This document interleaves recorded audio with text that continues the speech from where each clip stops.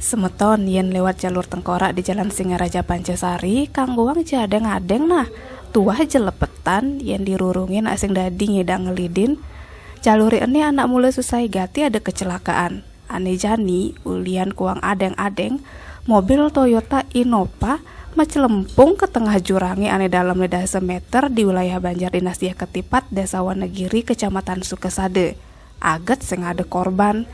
Kasubag Humas Polres Buleleng Ibtu Gede Sumarjaya nyelasang, mobil ane mecelempung entu supirine teken Adi Suryan Negara, warga ane ngoyong di Jalan Patimura nomor 99 Kelurahan Kampung Bugis. Dugas kejadian mobil entu mejalan uli arah Singaraja ke Denpasar. Pare lakar nyalip, cek sagetan oleng mobilnya sing edang ngendaliang.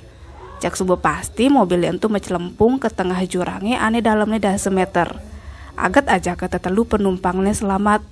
Cuma ulian kejadiannya entu, mobil kijangne nyak lidek nganti rugi 300 juta rupiah. Tim Bali Express ngelaporang.